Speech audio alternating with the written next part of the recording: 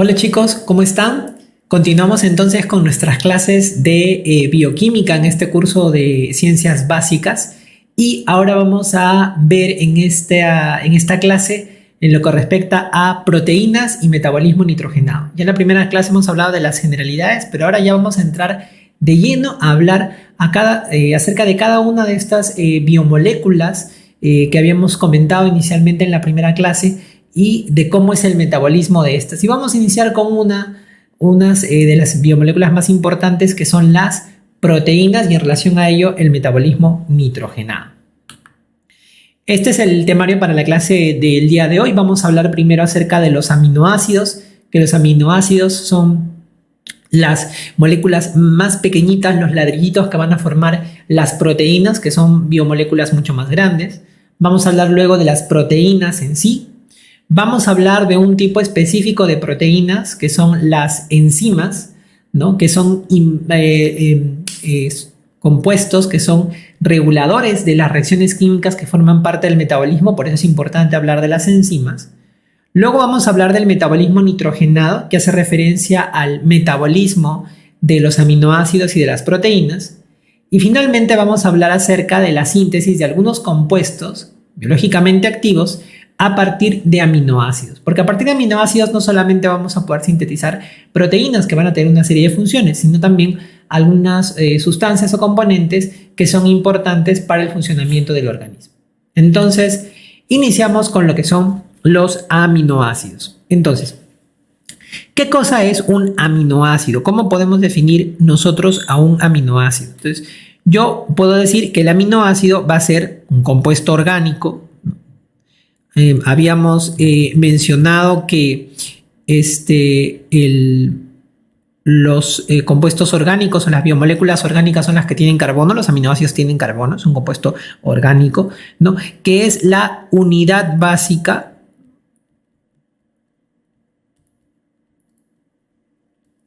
de las proteínas. Eso quiere decir que cuando yo hable de proteínas, voy a saber que van a estar formadas o su ladrillito de construcción van a ser los aminoácidos, ¿no?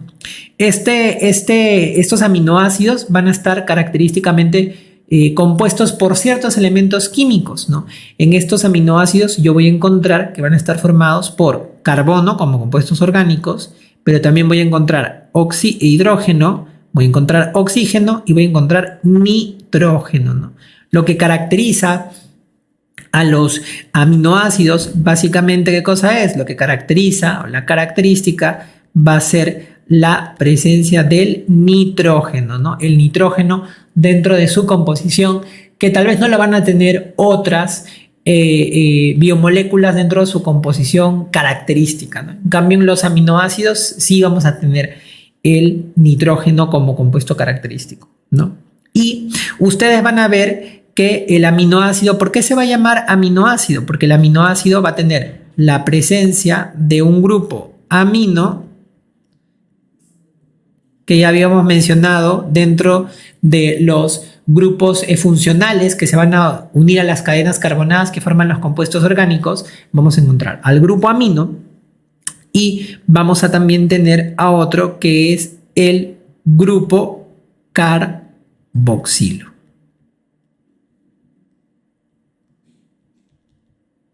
Grupo amino y grupo carboxilo, ¿no? Y junto con ellos vamos a tener pues a la famosa cadena carbonada. Pero vamos a tener el grupo amino y el grupo carboxilo como componentes de este aminoácido, ¿no? Yo les había dicho que los carboxilos también le dan una connotación ácida, entonces estos van a ser, por eso se llaman aminoácidos, ¿no? Porque tienen un grupo amino y un grupo carboxilo que le da consistencia ácida, entonces es un aminoácido, ¿no? Deben ustedes tener presente que en nuestro genoma, o sea, en nuestra información genética que está guardada en nuestro ADN, están codificados 20 aminoácidos, ¿no? 20 aminoácidos están codificados en el genoma.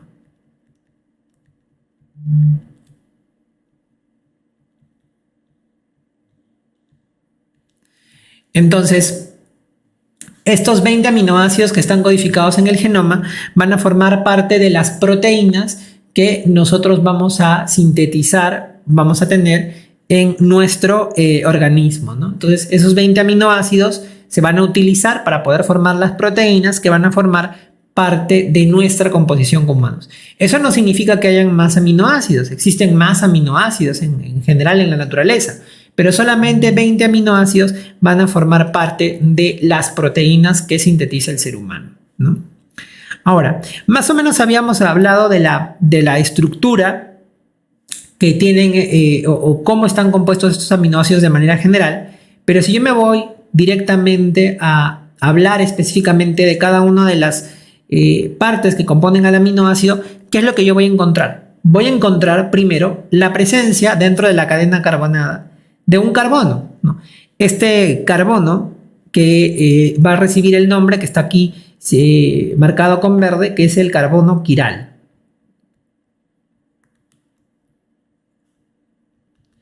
Este carbono quiral se le llama carbono quiral porque las 4 uniones que va a tener este carbono, yo les había dicho que los carbonos les pueden unir hasta 4 o va a tener 4 uniones con otros elementos. Entonces, este carbono va a tener dentro de sus 4 compuestos que se van a unir a ellos, los 4 compuestos van a ser diferentes, ¿no?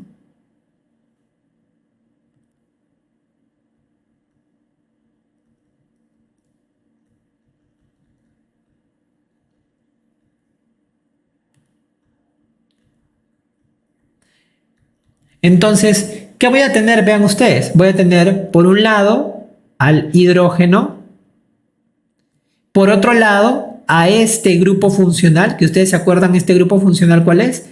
Es el grupo amino.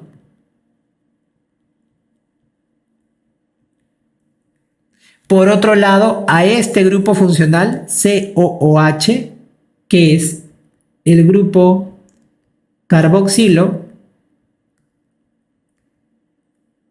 Y finalmente, la última unión, que es el R, que vendría a ser la continuación de la cadena carbonada, que se conoce como cadena lateral. Entonces voy a tener yo que este carbono quiral va a tener unidos, como les decía, 4 compuestos diferentes. El hidrógeno por un lado, el grupo amino característico, el grupo carboxilo característico de los aminoácidos, y el resto de la cadena carbonada, que podría denominarla como una cadena lateral, ¿no? Esa es la forma en la cual más o menos va a estar estructurada de manera sistemática un aminoácido, ¿no? Y a este carbono quiral, en el cual se le unen el grupo carboxilo y el grupo amino, también recibe el nombre de carbono alfa, ¿no? Ahora, todos los aminoácidos van a tener característicamente el grupo amino, el grupo carboxilo, ¿no? Y el hidrogenio. Pero lo que va a diferir o va a diferenciar a cada aminoácido va a ser la cadena lateral. Esta cadena lateral va a ser específica de cada aminoácido. Entonces ustedes van a ver que lo que va a diferenciar a cada uno de estos 20 aminoácidos que codifica nuestro genoma va a ser la variación que vamos a encontrar en la cadena lateral, como vamos a ver a continuación, ¿no? Ahora, nosotros, estos aminoácidos, como tienen una parte que es ácida, que está dada por el grupo carboxilo, y una parte amino, que es más básica, entonces yo voy a encontrar distintas formas de los aminoácidos. Voy a encontrar formas que van a estar ionizadas, es decir, formas cargadas, y formas no ionizadas. Eso lo puedo encontrar así, ¿no?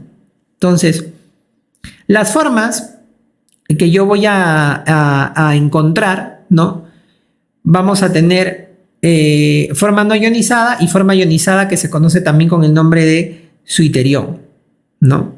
Entonces, en las formas, la mayoría de los aminoácidos que voy a encontrar yo de manera fisiológica los voy a encontrar bajo esta forma ionizada, que es la forma suiterión, ¿no? Así se van a encontrar generalmente los aminoácidos de manera fisiológica. O sea, vamos a encontrarlos fisiológicamente más, o la forma más frecuente que se van a encontrar en el organismo.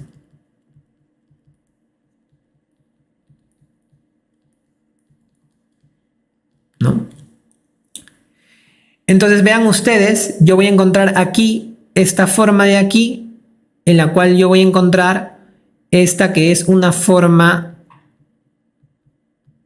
no ionizada, porque vean que los extremos, el extremo amino, ¿no?, y el extremo carboxilo no están cargados, no tienen ninguna carga, por eso es una forma no ionizada. Y voy a encontrar esta que es una forma ionizada, que es la que les decía que recibe el nombre de suiterión, ¿no?, porque es una forma ionizada. Vean ustedes que el grupo carboxilo, al ser un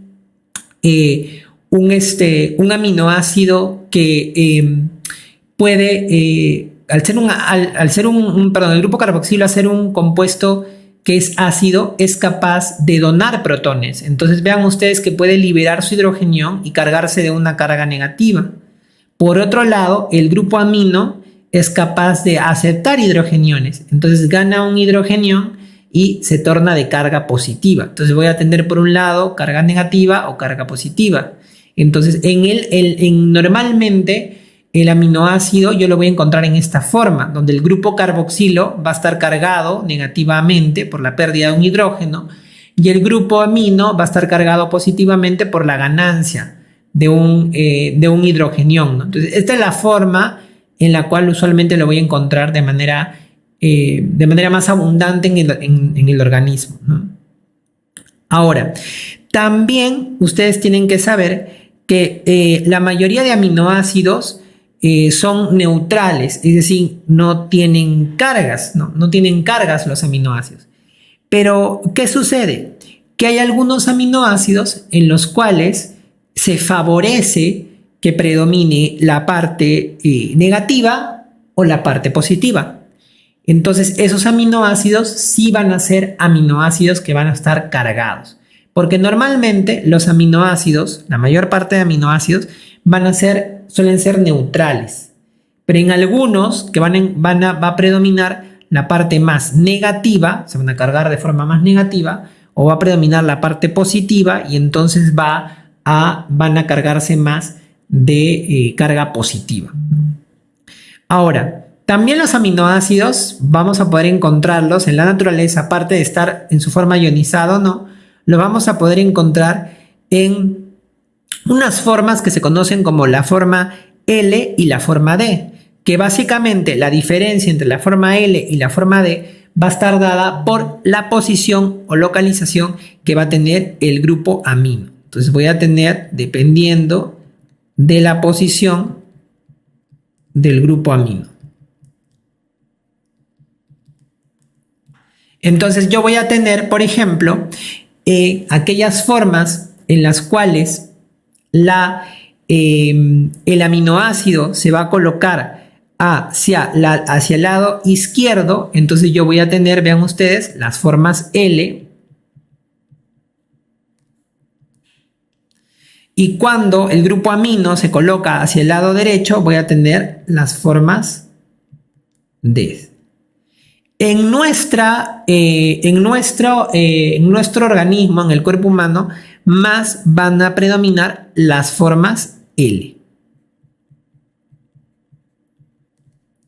¿no? Porque ustedes luego van a ver también cuando a veces venden suplementos, van a ver que dice el nombre del aminoácido y adelantito dice una L, ¿no? L y el nombre del aminoácido, ¿no? Por ejemplo, se me ocurre L-arginina, ¿no? Entonces, ¿qué significa L-arginina? Significa que en la arginina, que es un aminoácido, en este caso el grupo amino está posicionado hacia la izquierda, ¿no? Por eso es un L-aminoácido, ¿no? En este caso L-arginina, ¿no?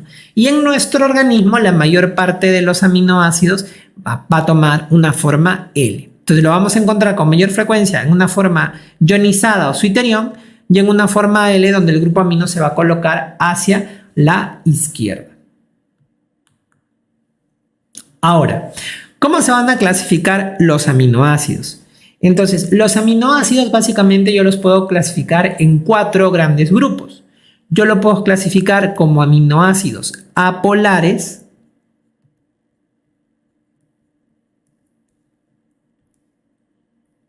que también ustedes lo van a encontrar como aminoácidos con el nombre de hidrofóbicos.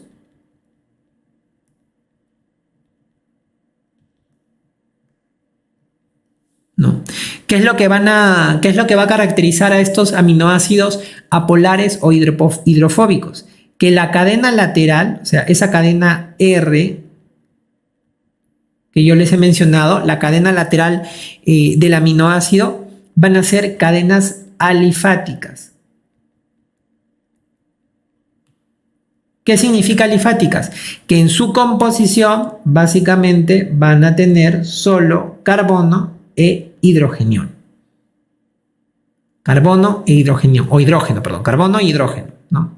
Entonces, apolares o hidrofóbicas tienen en su cadena lateral son alifáticas porque solamente tienen carbono e hidrógeno.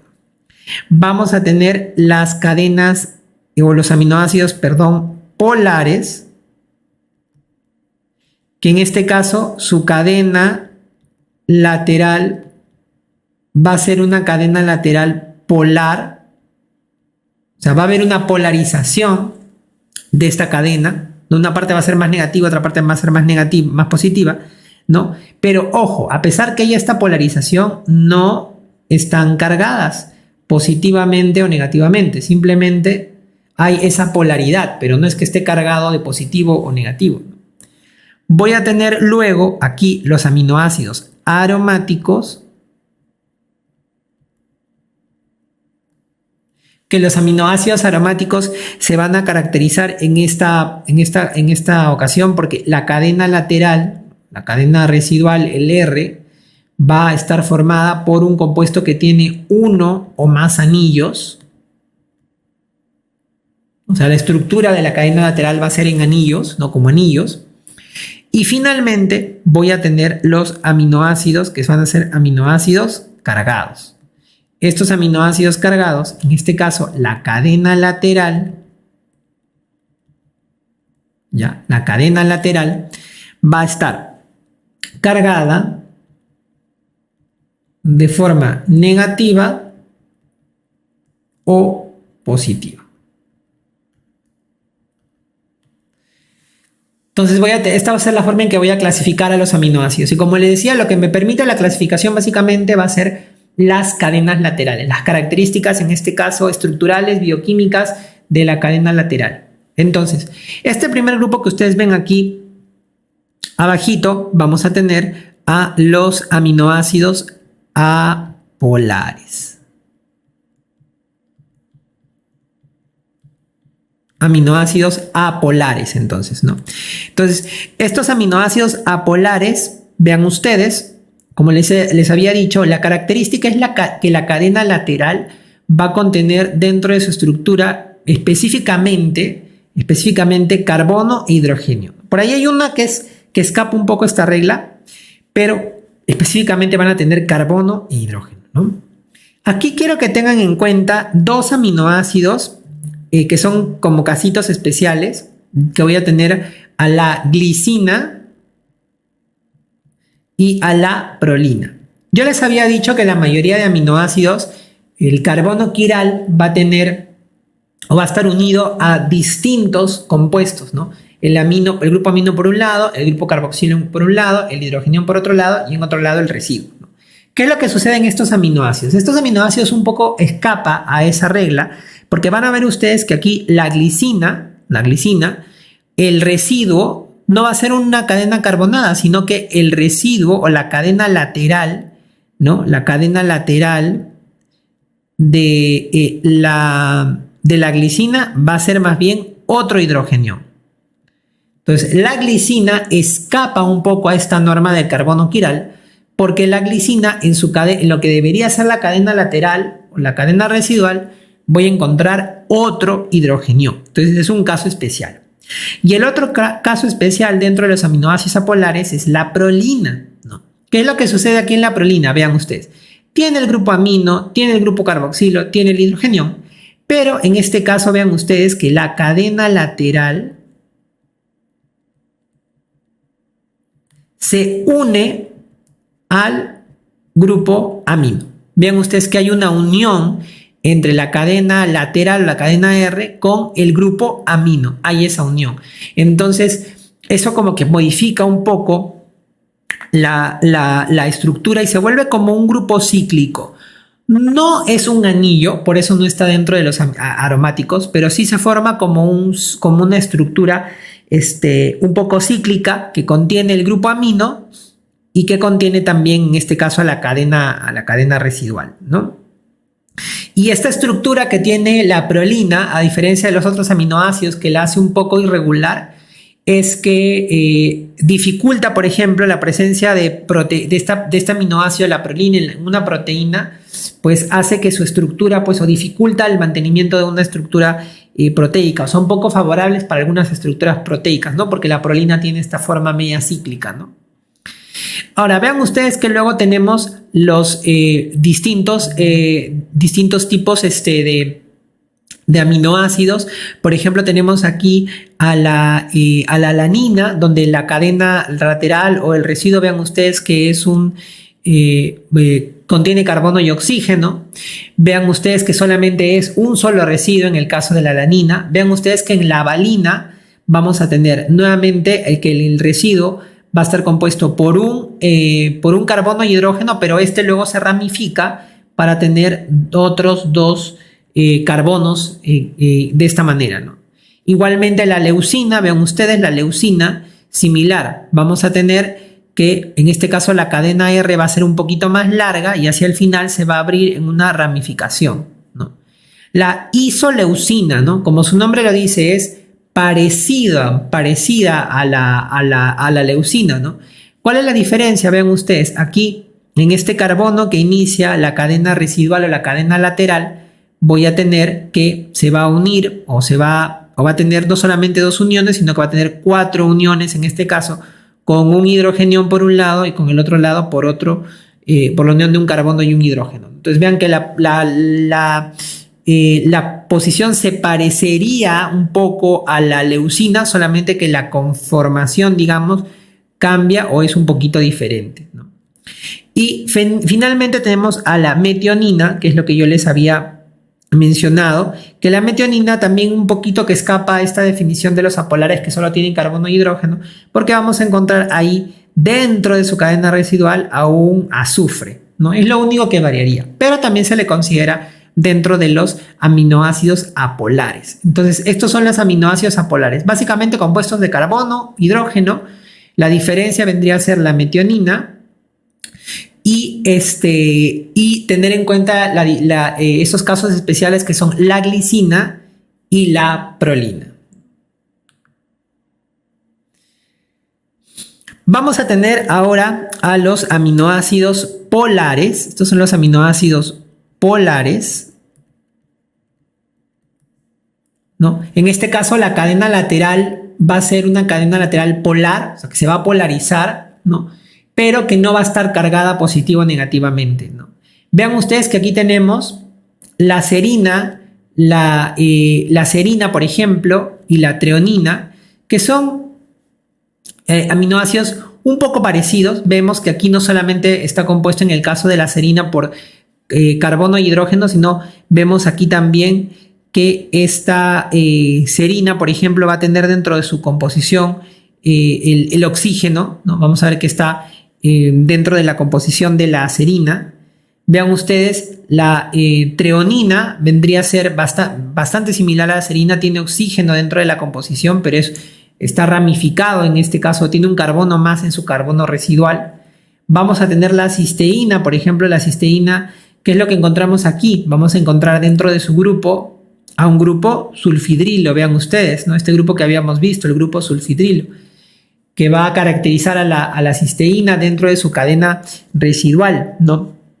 Esto es importante porque la presencia de este aminoácido de la cisteína dentro de la estructura proteica, como tiene a este grupo sulfidrilo le permite juntarse con otro grupo sulfidrilo de otra proteína que también tiene cisteína, formando los famosos puentes disulfuro. La cisteína permite formar dentro de la estructura de las proteínas los famosos puentes disulfuros, ¿no? Y los puentes disulfuros un poco que permiten la formación de las estructuras, de una estructura un poco más compleja de las proteínas. Luego vamos a tener, vean ustedes aquí, a la asparragina y la glutamina, que en este caso vean que dentro de su cadena residual van a tener otro grupo amino, vean ustedes acá, por eso se llaman asparragina y glutamina, ¿no? Vean que aparte del grupo amino que normalmente caracteriza a los aminoácidos, ellos dentro de su cadena residual también terminan teniendo otro grupo amino más. Por eso se llaman o tienen la terminación ina, ¿no? Asparragina, glutamina. Estos son los aminoácidos polares. Sus cadenas, vean ustedes, laterales, tienen otros compuestos aparte del carbono y el hidrógeno, pero no están cargadas ni positiva ni negativamente. Aquí tenemos el otro grupo de aminoácidos, que son los aminoácidos aromáticos. Vean ustedes que estos aminoácidos aromáticos, como les había comentado yo, lo que van a formar en sus cadenas laterales son anillos. Entonces vean ustedes que tenemos aquí, por ejemplo, a la fenilalanina, que es un aminoácido aromático. Vean que la cadena residual va a tener dentro de ellos un anillo, que en este caso va a ser un anillo simple, vean ustedes. Y la tirosina, vean que es parecida a la fenilalanina, solamente que dentro de la composición de este anillo vamos a encontrar un grupo hidroxilo unido a este anillo que es bastante similar a la fenilalanina, ¿no? Y vamos a tener al otro aminoácido aromático que va a ser el triptófano. Vean ustedes que el triptófano en este caso sí va a tener una estructura diferente porque vamos a encontrar en esta ocasión dos anillos, ¿no? Vean ustedes, uno, dos. En cambio la fenilalanina y la tirosina tienen un solo anillo, bastante similares, solamente que la tirosina tiene adicionado un grupo hidroxilo, un alcohol en su composición. Y finalmente vamos a tener los aminoácidos que son cargados, ¿no? Estos aminoácidos cargados, vamos a encontrar entonces aquí a los aminoácidos cargados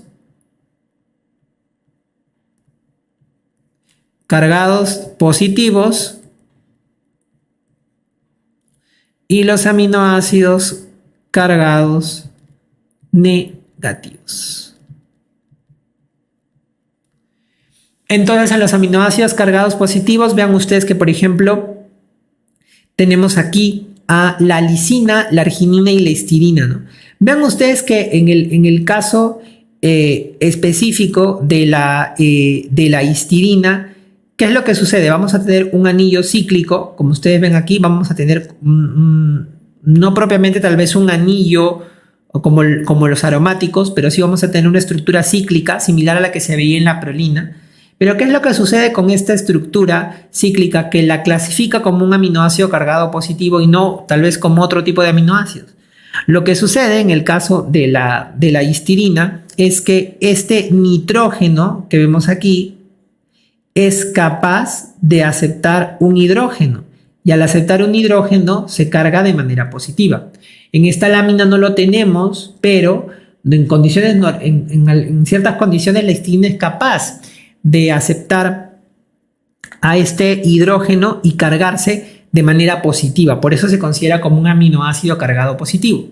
Vamos a tener luego aquí, por ejemplo, vean ustedes, la arginina y la lisina, que sí claramente en su cadena terminal van a tener, en el caso de la lisina, en la porción distal, un grupo amino adicional, pero que está cargado positivamente, tiene un hidrógeno más.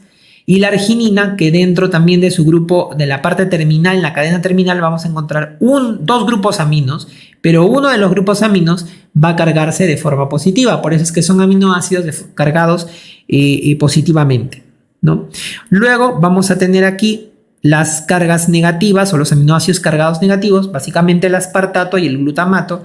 Vean ustedes que en su cadena R lo que van a tener es un grupo carboxilo adicional, y este grupo carboxilo va a haber perdido un hidrogenión y es por eso que están cargados de manera negativa. La diferencia entre aspartato y glutamato es que el glutamato tiene una cadena residual lateral más larga que en el caso del aspartato. Pero vean ustedes que los aminoácidos que están cargados de manera positiva generalmente son aquellos que tienen un grupo amino, tienen nitrógeno, que van a aceptar un hidrogenión más. En cambio, los negativos tienen en su cadena residual un carboxilo más, que lo que hace más bien es perder un hidrogenión, ¿no? Y por eso se cargan de manera positiva o de manera negativa. Ahora, cuando hablamos de aminoácidos es importante tener un concepto. Yo les había dicho que nuestro genoma codifica 20 aminoácidos. ¿Qué cosa quiere decir que el genoma codifica 20 aminoácidos? Que el genoma, las proteínas que van a estar codificadas en nuestra información genética solamente van a utilizar 20 aminoácidos. O sea, el cuerpo es capaz solamente de utilizar esos 20 aminoácidos para formar una estructura más grande que son las proteínas. Pero todos estos aminoácidos que forman parte, que pueden formar parte de las proteínas, no todos ellos nosotros los podemos sintetizar. Hay algunos de ellos que nuestro cuerpo, nuestro organismo no lo va a poder sintetizar y que yo los voy a tener que obtener de la dieta. Entonces, a esos aminoácidos que mi organismo no puede sintetizar y que yo tengo que obtener de la dieta, a eso se conoce como aminoácidos esenciales. Entonces, cuando tú leas o veas aminoácidos esenciales, los aminoácidos esenciales entonces están haciendo referencia a aquellos que no se sintetizan en el organismo y por tanto deben consumirse en la dieta.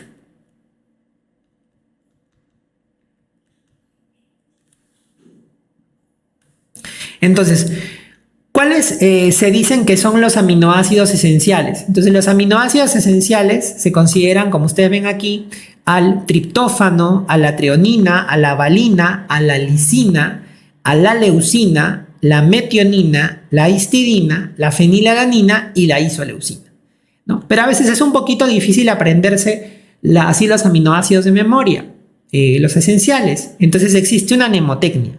Entonces esta mnemotecnia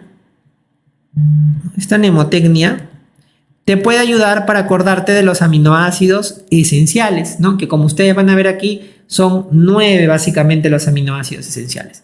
La mnemotecnia es la siguiente. Dice, Fer hizo un lío tremendo y Valentina le metió un triptófano, ¿no? Si ustedes ven aquí, Fer, la Fe es de fenilalanina, tenemos la H de la histidina, luego tenemos la isoleucina, tenemos la lisina de lío, la treonina en tremendo, val en Valentina, que es la valina, le, que es la leucina, metio, que es la metionina, y triptófano, que es el triptófano. Entonces ahí están los 9 aminoácidos esenciales con esta mnemotecnia, ¿no? Fer hizo un lío tremendo y Valentina le metió un triptófano. Como les digo, son aminoácidos que nuestro cuerpo no sintetiza, entonces uno los tiene que consumir porque forman parte importante de las proteínas humanas.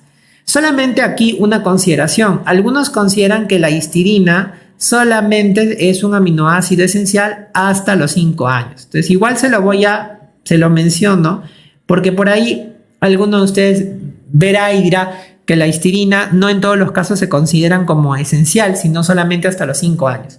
Y por ahí alguien también me hará la observación o leerá en algún momento que algunos consideran a la arginina también como un aminoácido no tanto esencial, sino como un aminoácido semiesencial, ¿no? ¿Por qué semiesencial? Porque se va a terminar o va a terminar siendo, vamos a tener que terminar consumiéndolo en la dieta bajo ciertas situaciones o ciertas condiciones específicas, ¿no? Entonces, algunos lo consideran como un aminoácido semiesencial porque en algunas situaciones puede volverse esencial y uno lo va a tener que consumir en la dieta. Pero característicamente o clásicamente, los 9 que les he mencionado son los aminoácidos esenciales y los pueden reconocer bajo esa mnemotecnia, ¿no?